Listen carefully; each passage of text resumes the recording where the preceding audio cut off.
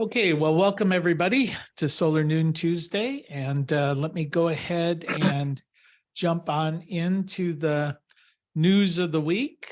So what we have here this week is there was a report by that shows that global investment in renewable energy for the first quarter of this year is about 33% ahead of where it was 1 year prior. This report is from the International Energy Agency, and they're projecting that globally there will be added about 440 gigawatts of renewable energy over the course of this year. That's led by solar, which is about 300 gigawatts of that total. That will bring the total renewable energy generating capacity worldwide up to about 4,500 gigawatts. So if you think about it, about 1/10 of all of the existing renewable energy will be added this year. A lot of this is being pushed by high fossil fuel prices and also the war in the Ukraine, which is promoting or pushing a lot of European countries to go energy independent as much as possible. In fact, there are some countries like Germany, Spain, and Ireland that are projecting that they're going to be at about 40% generating capacity from renewables by the end of this year. Excuse me, Jay. Yeah. I don't know if it's just me, but I can't see you. I can only see Charles, Carter. Okay, well, let's see. Chad, are you seeing me? We can see you, Jay. I see you, Jay. Yeah. Okay, so it's just you. Now I'm back. Now I'm back to you. All right. Okay, so strong demand from solar is pushing up prices again for installed systems nationwide. But this is happening even while the price of solar panels are going down. Actually, the price of solar panels have been declining now for a little while. We had a fairly steep rise in solar panel prices due to supply constraints that happened around the COVID and also with the embargo issue, the tariff issue with China. That's working its way through. But in 2022, utility scale pricing for installs went up about 13% over 2021. For residential systems, it increased about 6.3% over the year before. So nationwide, the average installed cost of a system for residential went from about $2.85 per watt to $2.95. The prices range in the high end is Michigan. The average price in Michigan for a residential system is $3.78 a watt. The low end is in Arizona. That's at $2.44 a watt. So it varies quite dramatically across the country. Module prices in this quarter over the previous quarter have dropped about 11%. So we're starting to see those prices coming down. The Clean Energy Association just issued a report saying that North America was the fastest growing region for the manufacturing of lithium batteries. So we're seeing they're projecting about 186% increase in manufacturing capacity from 2022 through 2025. This growth is largely due to the IRA, the Inflation Reduction Act, which is promoting quite a lot of domestic manufacturing capacity of all solar projects and products, including lithium-ion batteries, because of with tax incentives. China in 2022 accounted for about 79% of all of the manufacturing of lithium-ion batteries worldwide. And even though North America is growing pretty rapidly, so is Europe, we're going to see that China remains dominant in this particular marketplace for at least the next decade, I would imagine. The Ohio Air Quality Development Authority has issued $275 million in bonds to build a very large agrivoltaics project in Madison County, Ohio. This is going to be a 180 megawatt facility. It's called the Madison Fields Solar Project, and it will generate enough capacity to handle about 35,000 households and create about 596 construction jobs while it's being created. They're going to work with the But I got all this if you guys could mute too, that would be helpful. Nope. All right, there we go. And they're going to work with the Ohio State University Extension Office to really study how we integrate, how solar can be integrated with livestock and crop production. So that's quite a large scale facility there.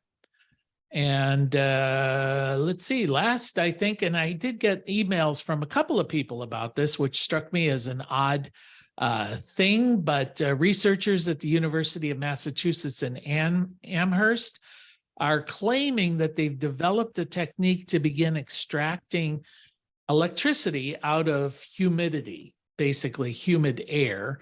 Water particles do contain an electrical charge.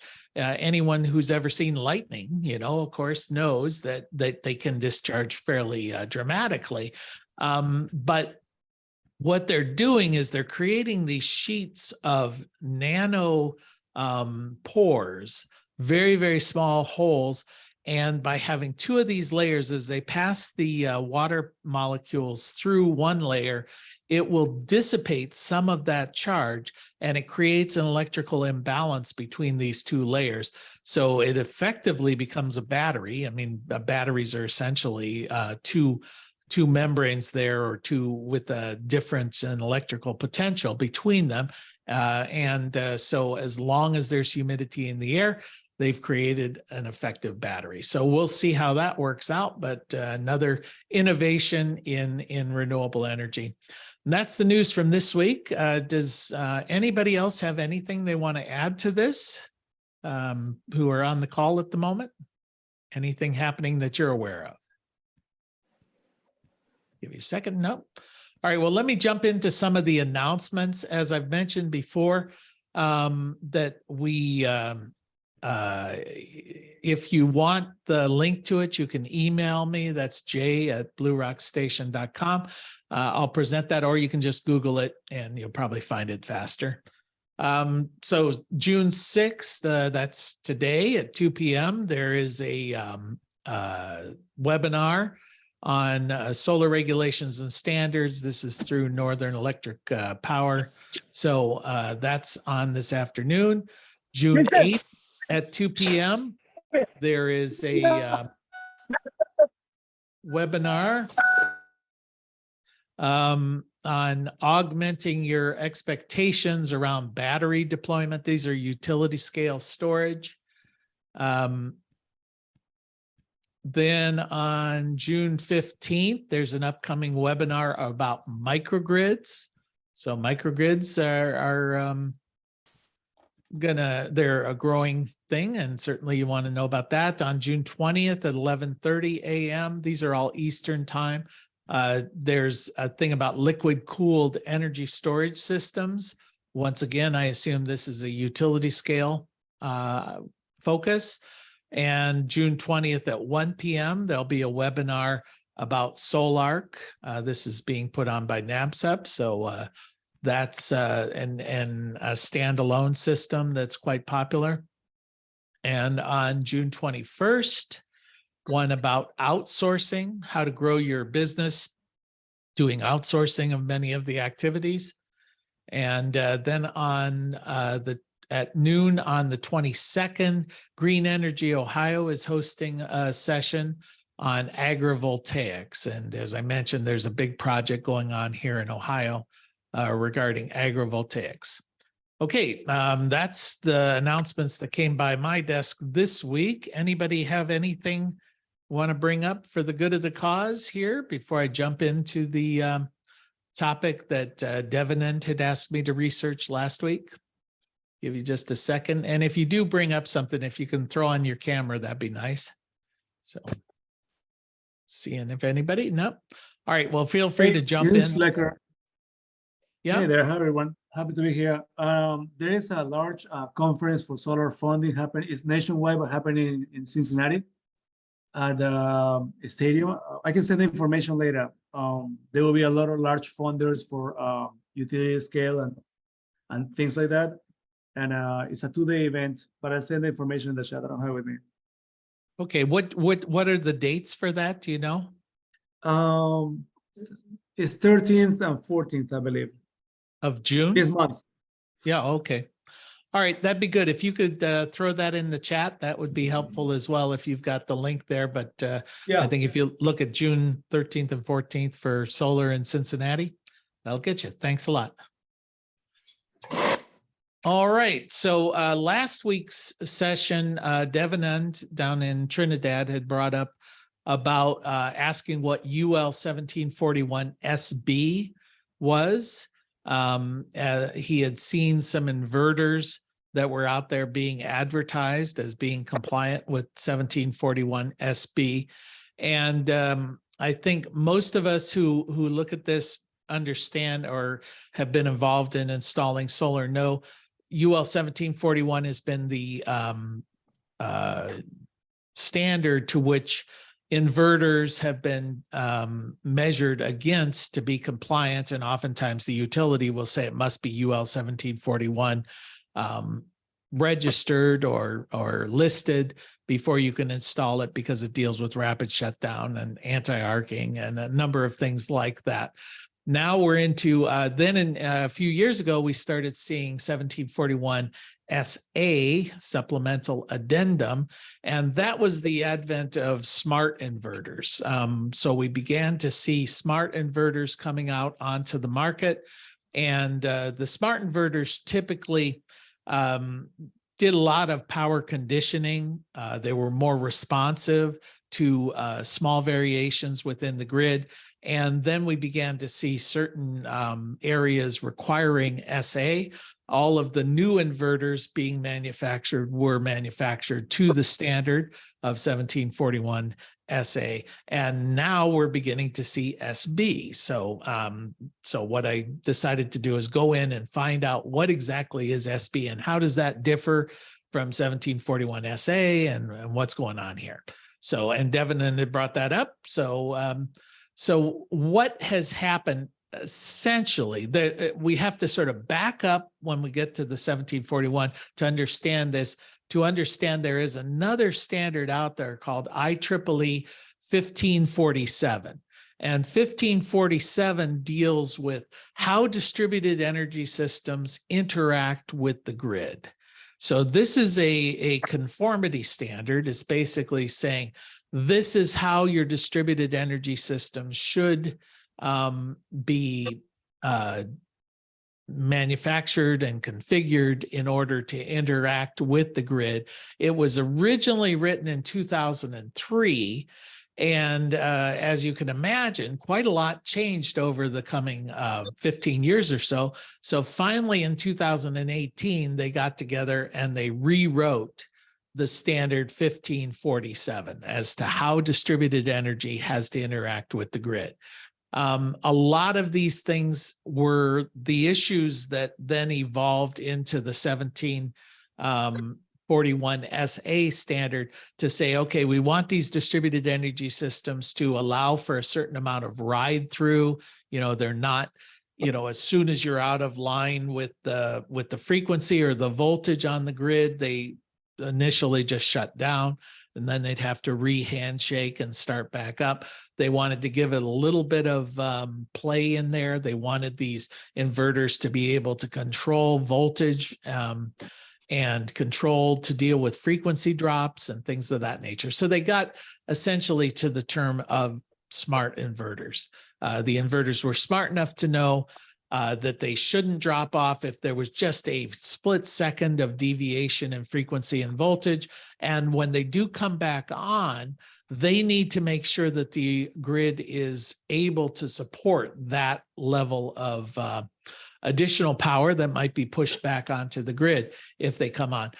What was happening is as you were starting to get a fairly large installed base of inverters out there, All of the inverters initially had been designed so if the frequency or the voltage of the grid went outside of recommended or acceptable parameters, usually with voltage, of course, it's plus or minus 6%.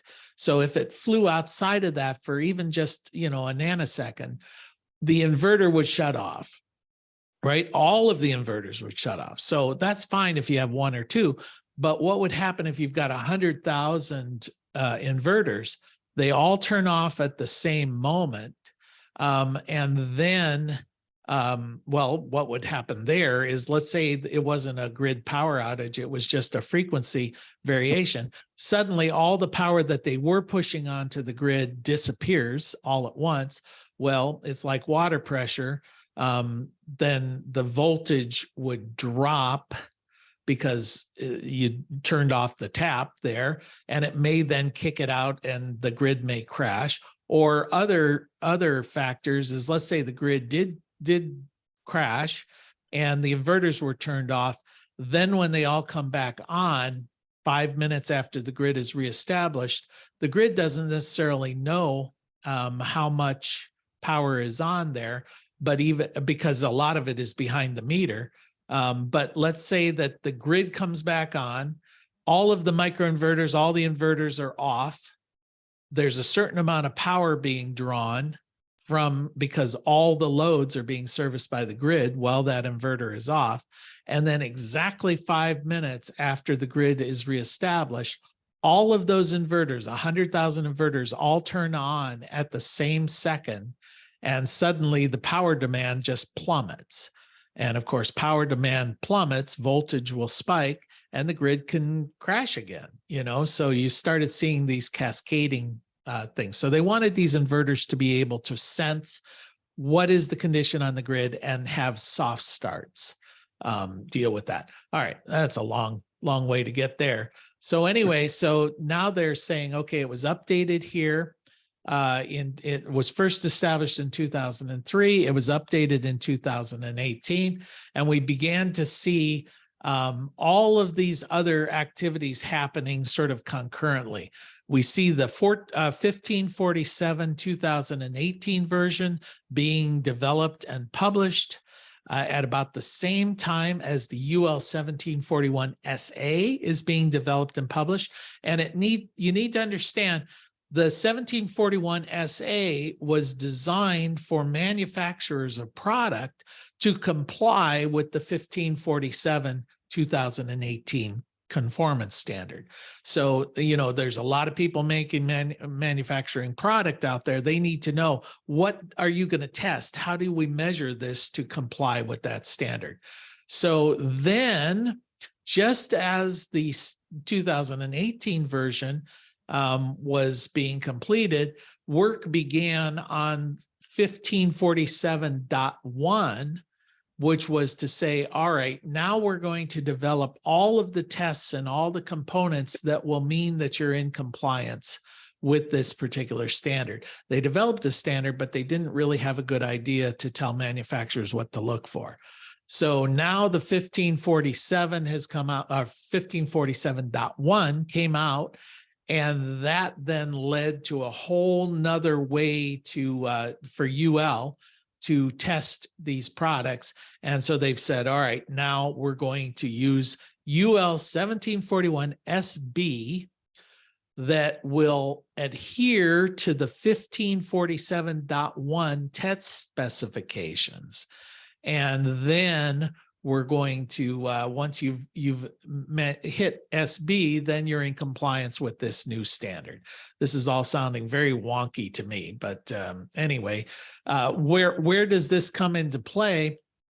Well, a lot of states have begun the process of requiring that the manufactured products adhere to the 1547 2018 version. First states that jumped in were Minnesota, Hawaii, and Maryland. So they jumped right in. But then we start to see other states, excuse me, California, Arizona, New Mexico, Texas, all of those are moving in this direction. And a lot of the manufacturers are scrambling, saying, all right, you're telling us I've got to be in compliance with this, but nobody's told me what that means. So the UL 1741 SB is now saying that if you pass this inspection process, get your product specified, you will now be in compliance with this newer standard. So you're going to start seeing a lot of products touting that they are now UL 1741 SB compliant. And as I was researching this, I kept thinking, okay, from an installer's point of view, do I care? What does it mean? You know, what is this inverter going to do now that it didn't do before? And do I really care about this as far as from an installation standpoint? And it was very difficult to try and, at least in my non-engineering brain, to get my head around. It's clear that there's a lot of stuff now being addressed that was not addressed under the 1741 SA. For example, the SA had dealt with anti-islanding, of course. It deals with the high voltage, low voltage ride through, the high voltage, low frequency ride through.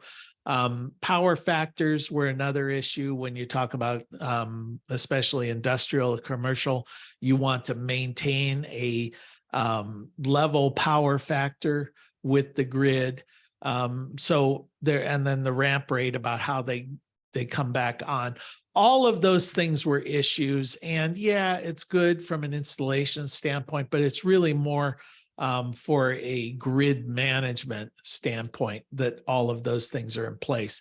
Now, the SB standard keeps all of those things in there, but then adds a whole bunch of other stuff.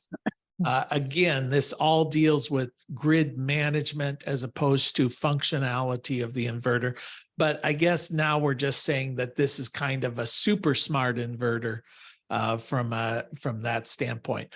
All of the inverter manufacturers are going to become compliant with this new standard. So I think you're going to be starting to see products specified. We're already seeing this. I looked in Enphase just this, in the last month or two, announced that all of their products are now compliant with the UL 1741 SB, at least their new products.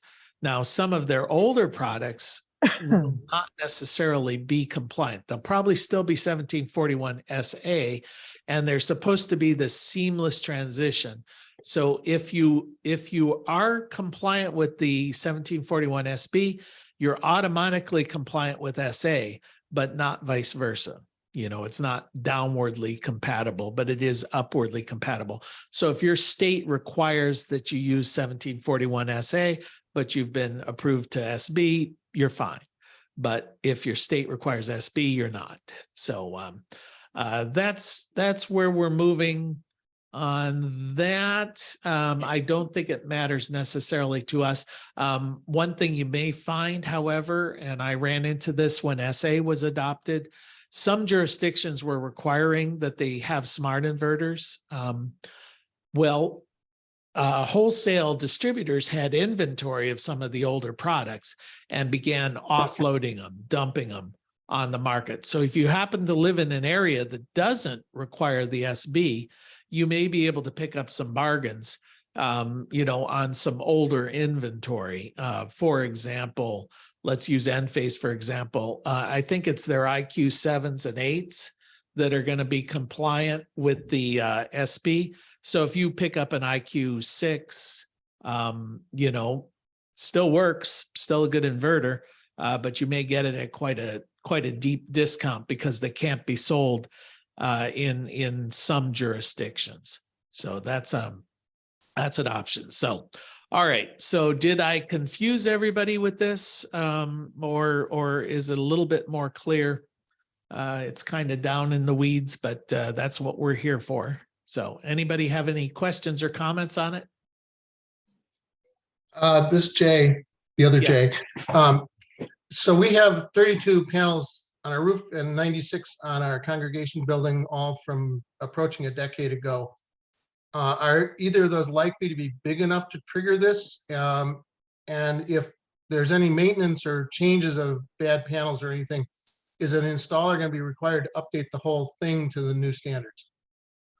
Oh, well, I mean, the first part of your question is, I would say no, it's not going to be big enough. I mean, again, it's a grid management concern. So if your provider is like AEP or somebody like that, you know, they're trying to get transition to inverters that do some of the load management for them.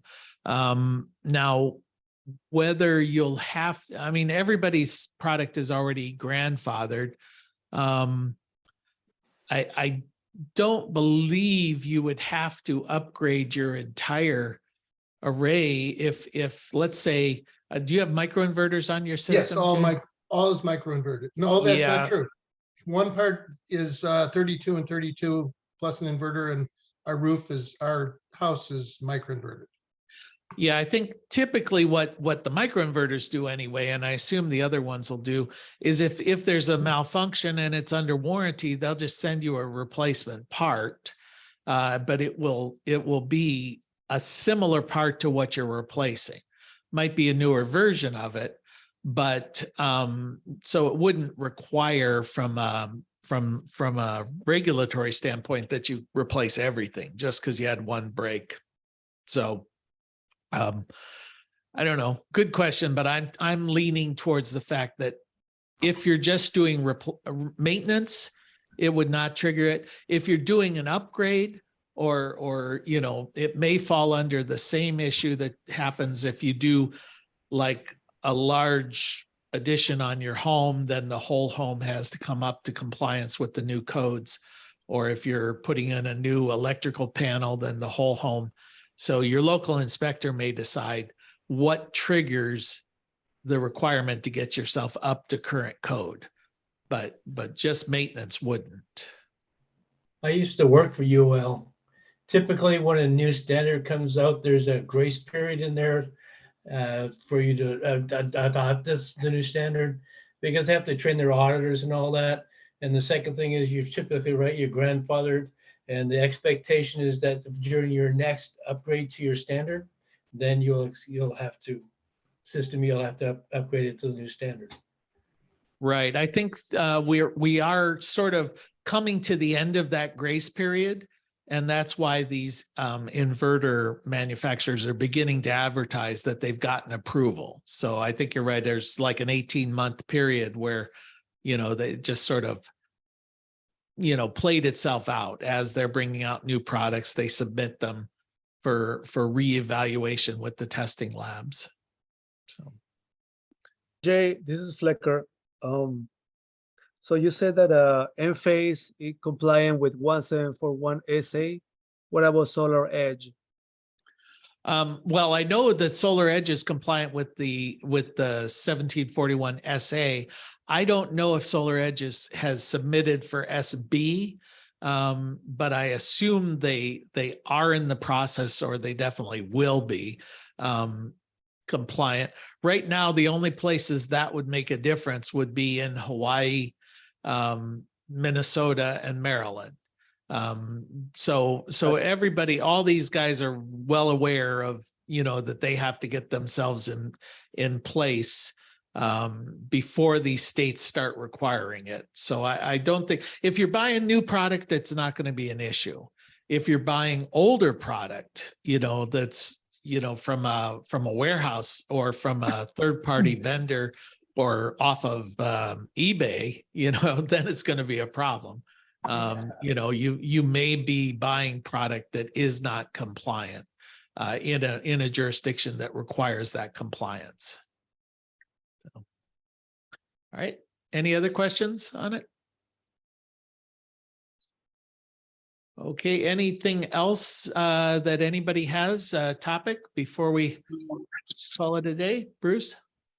How did your install go? Oh, yeah, we did an install. over the weekend down in Athens. Went well. Everything went fine. Nobody fell off the roof. Nobody got hurt. That's always good. One thing we did, because it was a small system and we did it over the course of a day, we have not yet configured the communication system. And I needed to double check. I wasn't quite sure. I believe, if somebody has experience with installing the latest version of the Envoy, the combiner box, I believe that the microinverters will not work until the communication system is configured. Is that true? Does anybody have any experience with that, at least the first time? Because I think Enphase has to recognize where these inverters are and essentially activate them. But anybody have that experience with that? Because we weren't in a real hurry because AEP has to come out and inspect it before the thing can be operational. But I just wanted to make sure that we hadn't blown up anything or miswired something. So I need to do all of that software bit, which is not something I like to do at the end of a day of installing because it requires a little more patience. So, any comments? No. All right. Well, I think if that's it, we'll call it a day and we'll see you guys all next week. Okay. And there is somebody asking for solar jobs. So let them know in the chat and we'll talk to you guys next week. All right. Take care. Bye-bye.